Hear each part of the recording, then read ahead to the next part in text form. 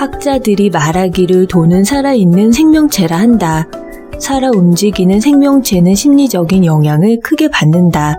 실제로 시장에서는 심리가 과민하게 반응해서 경제가 악순환에 빠지는 경우가 흔히 일어난다. 작은 돌멩이 하나를 물에 던졌는데 송사리떼가 쏜살같이 도망치는 격이다. 이처럼 돈과 부자의 탄생은 인간의 심리와 행동의 미묘한 변화 아래 이루어진다. 돈은 인간의 심리를 조종하고 인간의 심리는 다시 돈을 통해 외부 세계로 표출된다. 흔히 소비 심리가 살아났다, 투자 심리가 얼어붙었다 라고 표현한다. 17세기 네덜란드에서 일어난 튤립 파동, 1929년 미국 월가 대폭락에서 비롯된 대공황, 1987년 10월 19일 미국의 대표적인 주가지수인 다우존스 산업평균지수가 단 하루 만에 22.61% 하락한 블랙먼데이, 2000년 정보기술 버블 붕괴 등은 경제 주체들의 심리가 경제에 얼마나 큰 영향을 미치는지 단적으로 보여준 예다. 수많은 부자를 만나면 만날수록 더욱 깊이 깨닫는 것이 있다. 부자가 되려면 재무관리나 투자법 같은 경제 관련 이론보다 먼저 인간 심리를 이해해야 한다는 사실이다. 즉 부자들이 어떻게 부자가 되었는지 알려면 환율과 금리를 공부하기 이전에 인간의 다양한 행동 심리를 연구해야 한다. 경제학 분야에서 1980년대까지 사람의 심리에 대한 분석은 그 어디에도 없었다. 그때까지 경제학 속의 사람이란 안정적이고 일관된 선호를 가진 합리적 의사결정자로 정의했기 때문이다.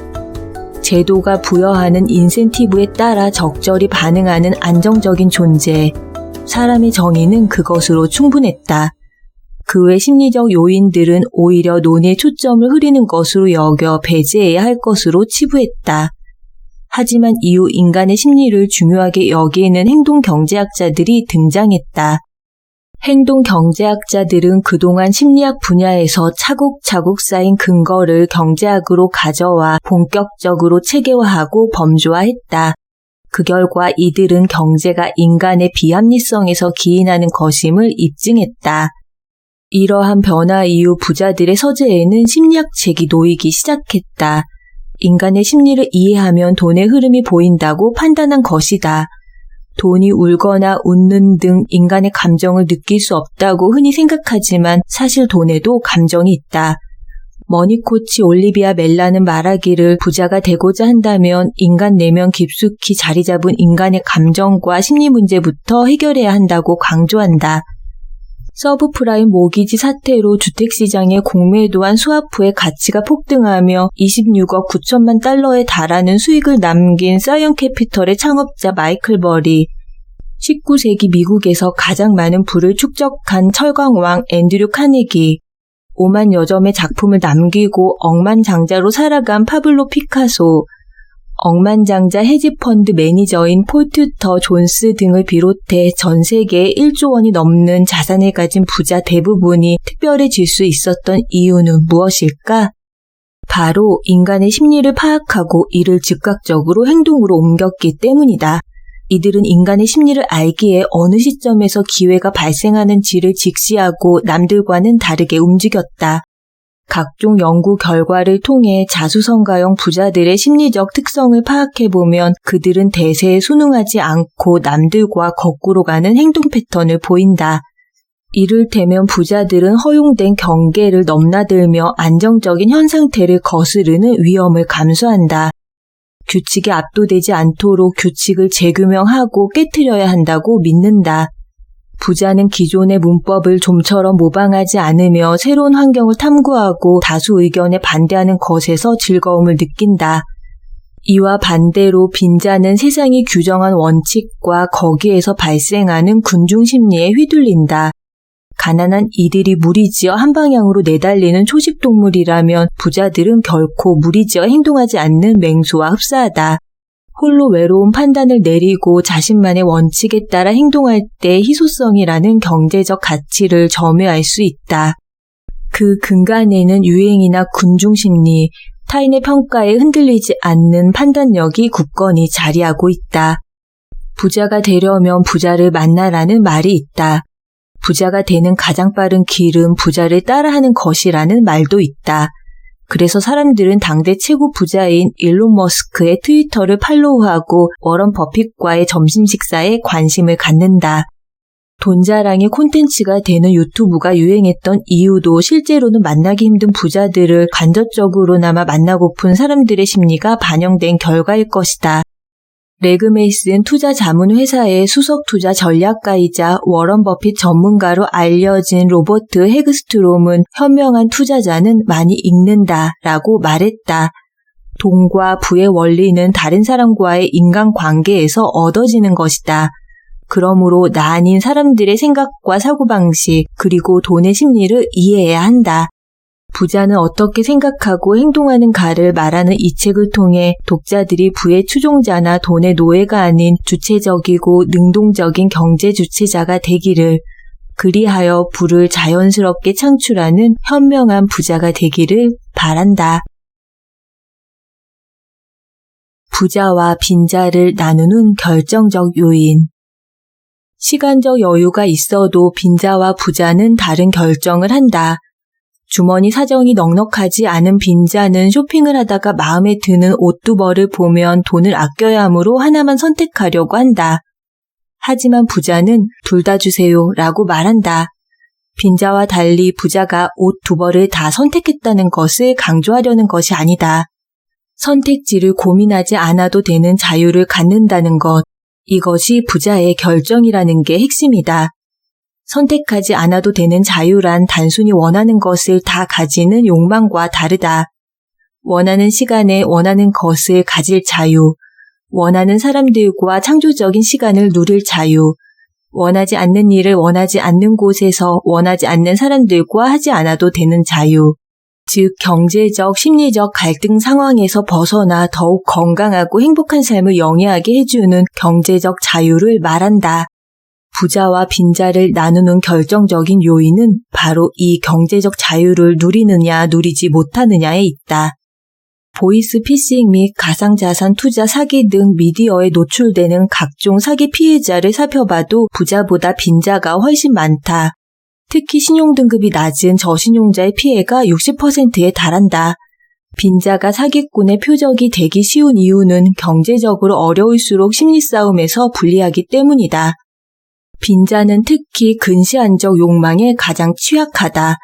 가난을 오래 겪은 사람일수록 사기꾼이 다가왔을 때 지금이 아니면 더는 인생을 역전할 수 있는 기회가 없을 것 같다는 초조함과 불안감을 느낀다. 힘든 상황을 손쉽게 탈피하고 싶은 근시안적 욕망과 불안감이 더해 사기꾼이 가장 쉽게 노리는 먹잇감이 되어버린다. 의심이 생겨도 검토와 점검 후에 결정하기보다 먼저 결정하고 점검한다. 빈자에게 검토는 사치일 뿐이다. 신뢰의 법칙의 저자이자 사회심리학 거장인 데이비드 데스테노 교수는 경제적 여유가 없는 사람일수록 오히려 서로를 신뢰하고 협력하는 경향이 강하다고 주장했다. 사회 경제적으로 하위 계층에 있는 사람들이 성공하기 위해서는 타인과의 상호 지원이 필요하기 때문이다. 빈자일수록 다른 이들의 도움이 필요하고 생존을 위해 타인을 더욱 믿는 습성이 생긴다는 것이다. 다른 사람을 잘 믿는다는 것은 다시 말하면 사기꾼의 덫에 쉽게 속을 수 있다는 뜻이다. 반면 부자는 다른 사람과의 신뢰나 협력 관계를 구축할 필요 없이 스스로 원하는 것을 얻을 수 있기 때문에 근시안적 욕망을 드러내지 않는다. 부자들에게 신뢰는 이익의 균형점을 찾는 문제일 뿐이다. 빈자는 생활비도 많이 쓴다. 이를테면 몸에 좋은 음식을 가려 먹지 않고 규칙적인 운동을 하지 않는 경우가 상대적으로 더 많다. 금연하지 않고 과음하며 정기적인 건강검진을 받으러 가지 않는다. 국민건강보험공단의 건강검진 취약계층 수검 현황 자료를 통해 밝혀진 바에 의하면 저소득층의 수검률이 낮은 이유는 건강검진을 받을 시간이 부족했기 때문이었다. 결국 제때 치료를 받지 못해 병을 키우고 가산을 탕진해서 더욱 가난해진다. 빈자는 급전이 필요한 일이 터지면 터무니없이 비싼 이자를 감당해야 한다. 고금리 사채를 쓰는 사람 대부분은 소득이 적거나 신용등급이 낮다. 자신이나 아이가 아파도 병가를 낼 수 없는 직장을 다니고 오래 쉬면 해고되기 십상이다. 코로나19 팬데믹 상황에서 전염을 막기 위해 아프면 집에서 쉬세요 라는 배려의 메시지는 빈자들에게 아파도 쉴 권리가 없는 억울함을 느끼게 했다. 아파도 일해야 하니 약값이 더 들고 택배 하나라도 더 배달하기 위해 교통신호를 위반하여 벌금딱지를 받는다. 벌금을 제때 내지 못해 즉결 심판을 받기까지 한다. 빈자는 자신이 가난한 것을 한탄한다. 자기 가치에 대해 회의적이며 자존감이 낮다. 자존감이 낮으면 나는 별 볼 일 없는 사람이다 라는 생각이 작고 그럴 때마다 그 마음을 소비로 달래려고 한다. 즉 내적 감정이 좋지 않기 때문에 반대급부로 겉보기에 신경 쓰는 것이다. 이는 흡사 동물의 본능과도 같다. 위협받을수록 화려하게 날개짓을 하고 두려울수록 과도하게 몸을 부풀려 상대에게 위압감을 주려는 모습과 크게 다르지 않다. 결국 가난해질수록 비용이 많이 드는 결정을 하고 이 선택이 가난을 영속화해 삶 전체에 연쇄적인 영향을 미친다. 부자와 빈자 중 어느 쪽이 돈 걱정을 많이 할까? 당연히 빈자다. 2019년 노벨 경제학상을 수상한 아부히지트 바네르지 교수는 빈자는 늘 돈에 매인 삶을 살 수밖에 없다라고 말한다. 빈곤층에서 부유층까지 숨겨진 계층의 법칙을 다룬 루비 페인의 계층 이동의 사다리에 그 의미가 고스란히 담겨 있는데 축약하자면 부자에게 돈은 보존하고 투자하는 것이고 빈자에게는 소비하는 것이라고 짚는다. 부자는 무엇을 사고 무슨 일을 하기 위해 돈을 벌지 않는다. 반면 빈자에게 돈이란 잘 투자해서 유지하고 더 버는 게 아닌 현재 만족을 위해 써버리는 물질이다. 그래서 빈자는 돈을 벌기 위해 엄청난 열정을 쏟아붓지만 단 하루도 돈 걱정에서 벗어나지 못한다.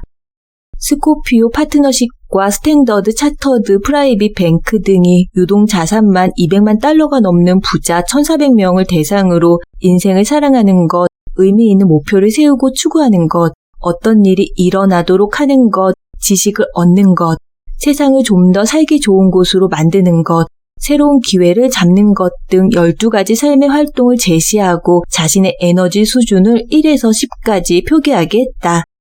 부자들은 거의 전 영역에서 평균보다 훨씬 더 높은 수준의 에너지와 열정을 보였으나 단 한 가지만 순자산이 5만 달러가 안 되는 평범한 사람들보다 낮은 수준의 열정을 보였다.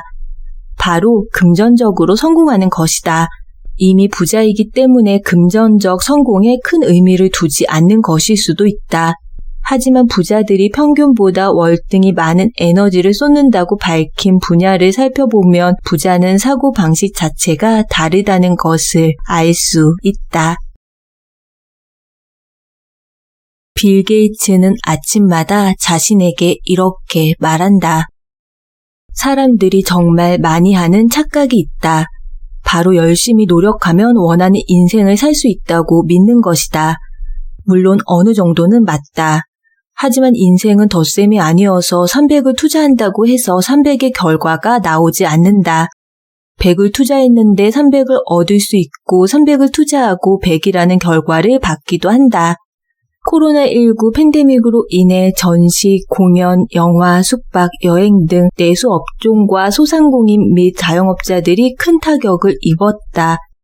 한 자영업 단체는 코로나19 이후 극단적 선택을 한 자영업자만 24명에 이른다고 밝혔다. 과연 이들이 열심히 살지 않아서 그렇게 된 걸까? 반면 온라인 게임, 배달 중개 플랫폼, 온라인 쇼핑 등과 같은 비대면 산업은 코로나19 시기에 상대적으로 호황을 누렸다. 비대면 산업 종사자들이 대면 산업 종사자들보다 더 열심히 살았기 때문에 승승장구한 것일까? 코로나19의 상황을 몸으로 경험한 사람이라면 그렇지 않다라고 대답할 것이다. 모두가 각자 다양한 방식으로 최선을 다해서 살아왔을 뿐인데 코로나19라는 예상치 못한 변수로 인해 각기 다른 영향을 받은 것이다. 이처럼 인생에는 수많은 변수와 불가항력이 존재하고 이 중 상당수는 자신의 통제권을 벗어나 있다. 자신의 의지나 노력과는 상관없이 어쩔 수 없이 생기는 일을 우리는 운이라고 정의한다. 피땀 흘려 열심히 일하는 것은 중요하다. 하지만 그것만으로는 성공을 보장할 수 없다. 세계 부호의 대명사인 빌 게이츠는 운을 중요한 성공 요소로 꼽는다. 어느 날 한 기자가 빌 게이츠에게 물었다. 세계 최고의 갑부가 될 수 있었던 비결은 무엇입니까? 빌 게이츠는 다음과 같이 명료하게 대답했다. 나는 매일 아침 나 자신에게 2가지 말을 해줍니다. 하나는 오늘 아주 좋은 일이 생길 것 같다. 또 하나는 나는 뭐든지 할 수 있다 입니다. 그것이 저의 성공 비결입니다. 또 다른 인터뷰에서는 어느 날 나비가 제게 날아와 행운을 준 셈이죠. 라고 말했다. 자신의 성공 비결 중 운이 매우 중요한 요소였음을 거듭 강조한 것이다. 빌 게이츠는 시애틀 외곽에 있는 레이크사이드 중등학교에 다녔다. 이 학교에는 컴퓨터가 있었는데 당시 중학교에 컴퓨터가 구비된 경우는 찾아보기 힘들었다. 이 학교의 교사였던 빌 두걸이라는 수학 및 과학 교사가 대학에 가려면 컴퓨터를 알아야 한다는 생각으로 자선 바자회 수익금으로 마련한 것이다. 인근에 있는 대학원조차 빌 게이츠가 중학교 2학년 때 사용한 것과 같은 첨단 컴퓨터를 갖고 있지 않은 것만 봐도 빌 두걸은 상당한 예지력이 있었던 것 같다. 1968년 13살인 빌 게이츠는 학교에서 폴 앨런을 만났고 그들은 학교 컴퓨터에 매료되어 방과 후 늦은 밤 주말까지 컴퓨터를 마음껏 갖고 놀며 창의력을 폭발시켰다. 두 사람은 금세 컴퓨터 전문가가 되었고 이를 바탕으로 설립된 마이크로소프트의 시가총액은 2022년 기준 2조 3,109억 달러가 넘는다. 2005년 모교 졸업생들에게 빌 게이츠는 이렇게 말했다. 만약 레이크사이드 중등학교에 컴퓨터가 없었다면 마이크로소프트도 없었을 겁니다. 부자는 불편한 책을 골라 읽는다. 오늘날 첨단산업 기술은 부의 엔진이며 억만장자를 배출하는 최고의 산업이다. 미래에는 융합지식을 교육받은 사람이 부자가 될 확률이 높다. 오직 융합지식을 교육받은 사람만이 점점 더 복잡해지는 이 세상에서 성공적인 부를 축적할 수 있다. 부자가 되고 싶은가? 성공하고 싶은가? 1909년 노벨 화학상을 수상한 독일의 화학자 프레드릭 오스트발트는 성공한 사람들에게서 공통점을 발견했다. 그것은 바로 공부였다. 세계 3위의 갑부 빌 게이츠는 어려서부터 지독한 책벌레였다. 그는 나를 키운 건 동네 도서관이었다라며 책을 언제나 옆에 끼고 살았다고 고백했다. 빌 게이츠는 2010년부터 블로그 게이츠 노트를 운영하고 있는데 이곳에는 그가 읽은 책의 서평이 업로드되어 있다. 그는 IT 전문가이지만 전자책이 아닌 종이책 읽기를 고집한다. 책을 읽고 나서 책 가장자리에 감상을 끄적이거나 자신의 느낌을 지인들에게 이메일로 보내곤 한다. 물론 책 추천도 함께 한다. 빌 게이츠가 2020년에 읽은 책 중 5권의 추천 도서를 보면 분야의 스펙트럼이 넓음을 알 수 있다. 그는 인종차별 문제를 다룬 사회학 분야의 뉴짐 크로와 늦가기 천재들의 비밀을 다룬 자기계발서 레인지, 처칠의 리더십을 다룬 화려한 자와 비열한 자, 냉전 종식의 시대를 다룬 역사책 스파이와 배신자, 인간의 생명을 위협하는 질병을 다룬 과학서 브레스 프롬솔트를 추천 도서로 선정했다. 2001년 세계 부자 5위를 차지한 페이스북의 CEO 마크 저크버그 역시 빌 게이츠와 같이 다양한 분야를 공부한다. 2015년에 그가 읽은 책은 뉴짐 크로, 오웰의 복수, 중국과의 거래, 사람들은 어떻게 광장에 모이는 것일까? 과학혁명의 구조, 창의성을 지휘하라, 면역에 관하여, 괴짜 사회학 등으로 제목만 봐도 다양한 분야를 망라하고 있다. 전문 분야만 공부해도 시간이 부족할 텐데 이들은 왜 이처럼 자신의 영역과 무관한 주제의 책을 읽는 것일까? 부자들에게 독서는 미지의 영역을 탐구하는 자양분이다. 자신과 무관하다고 생각했던 주제 속에서 새로운 흥미거리를 찾게 되고 그 흥미거리는 새로운 아이디어로 연결된다. 빌 게이츠와 마크 저커버그의 스펙트럼이 넓은 독서 습관은 어쩌면 CEO들에게 최적화된 방법일지도 모른다. 그래서 부자는 불편한 책을 읽어야 한다고 주장한다. 내가 알지 못하는 분야를 다룬 두꺼운 책을 선뜻 고르기는 망설여지지만 읽기 시작하면 전보다 더 많이 고민하게 되고 이로써 한층 더 깊이 있게 사고할 수 있다. 일례로 아인슈타인은 여행할 때 반드시 음악책과 바이올린을 지니고 다녔다. 물리학자가 생뚱맞게 웬 바이올린이냐고 생각할 수 있지만 그의 바이올린 연주는 수준급으로 음악살롱에서 자주 연주할 정도였다. 또 물리학자이자 피아니스트였던 동료 파울 에렌페스트와 함께 브람스를 협연하기도 했고 피아노 치는 아들과 협주곡을 연주하기도 했다. 아인슈타인은 물리학을 연구할 때 음악으로 사고한다고 했을 정도다. 그는 복잡한 문제에 몰두할 때면 늦은 밤 주방에서 바이올린으로 즉흥적인 선율을 연주하고는 했다. 갑자기 흥분한 목소리로 알아냈어 하고 외치며 음악 속에서 물리학적 영감을 받았다. 아인슈타인이 상대성 이론을 직관적으로 떠올리게 만든 건 역시 음악이었다. 이처럼 아인슈타인에게 물리학과 음악은 상호 보완적인 관계였으며 음악으로 감정을 동요시켜 미지의 물리학 발상에 깊은 사고를 더하고는 했다. 빈자는 왜 부자들은 가진 것도 많은데 굳이 머리 아프게 불편한 책을 읽고 관련 없는 영역까지 공부하느냐고 말한다. 그러면서 다음과 같이 묻는다. 여가를 즐기면서 편하게 살아도 되지 않나요? 이렇게 묻는 사람들에게 빌 게이츠는 대답한다. 익숙한 생활에 안주해버리면 더는 성장할 수 없습니다. 전 세계의 모든 기업은 해마다 경영 목표를 세우는데 아무리 금융위기나 코로나19와 같은 팬데믹 상황이 와도 전년도보다 높은 플러스 알파 목표를 세운다. 이번엔 불황이 심각한 상황이니 작년과 같은 수준으로 적당히 하자라는 식의 목표를 세우지 않는다. 이제 충분히 벌었으니 올해처럼만 하면 된다는 기업은 언젠가는 쓰러지게 된다. 만약 당신이 그 회사의 주식을 갖고 있다면 지금 당장 팔려고 할 것이다. 사람들은 특별한 이득이 주어지지 않는 이상 현재 성립된 행동을 바꾸지 않으려는 현상유지 편향을 가지고 있다. 쉽게 말해 사람들은 지금의 조건에서 벗어나는 것을 아주 싫어한다는 것이 이론의 골자다. 그러나 부자들에게 현상유지는 쇠퇴를 의미한다. 왜냐하면 현실은 잠시도 멈추지 않기 때문이다. 모든 것은 나선형을 그리며 전진하고 있다. 그렇기 때문에 의식적으로 스스로를 향상시켜야 한다는 목표를 세우지 않으면 스스로는 현상유지라고 느껴도 어느 순간 돌이킬 수 없을 만큼 뒤떨어져 버린다. 미국의 대표 경제 전문지인 포춘이 과거 50년간 100대 규모 기업들의 매출 추이를 분석한 결과 매출이 상당히 둔화되기 시작하는 성장 한계점이 존재한다는 것이 밝혀졌다. 이른바 스톨 포인트이다. 조직 생태학에 따르면 기업도 생물체와 같아서 성장과 쇠락의 과정을 되풀이하다가 결국 소멸에 이르게 된다. 성공 기업도 예외가 되기는 어렵다.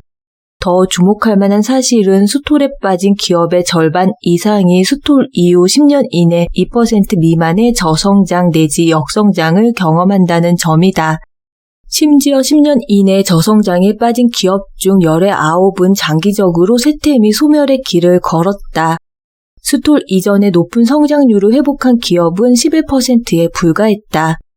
크게 성공한 기업일수록 회복이 어려운 이유는 성공 체험이 축적된 기업일수록 새로운 것을 받아들이지 않고 기존 패턴에 안주해 잘못된 판단을 내릴 가능성이 높아지기 때문이다.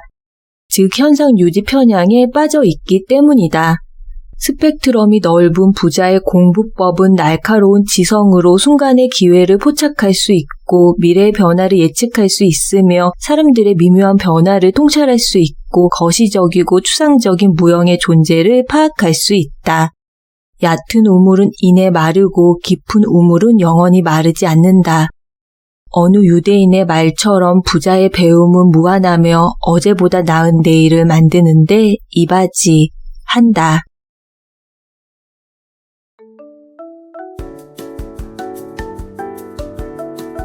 오늘 설의책방에서는 정인호 지음 센시오 출판 부자는 심리를 읽고 빈자는 심리에 휘둘린다 라는 부제가 붙은 부자의 서재에는 반드시 심리학 책이 놓여 있다와 함께 했습니다.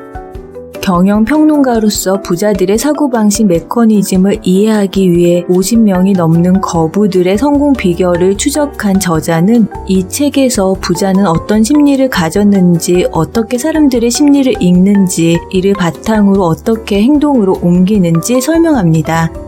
또한 사람들이 부자가 되지 못하는 심리적 장벽과 방해 요인, 그리고 이를 제거하는 해결책도 함께 제시합니다.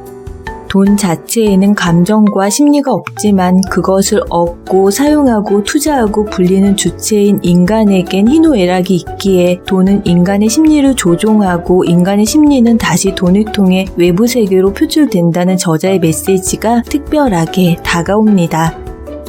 오늘도 한 권의 책으로 부와 성공의 힌트를 발견한 이 시간, 여러분들의 인생에 도전의 용기와 긍정의 에너지가 가득 넘치시기를 바랍니다. 세상은 뷰티풀, 인생은 원더풀. 당신이 최고입니다. 여러분의 구독과 좋아요는 영상 제작에 큰 힘이 됩니다.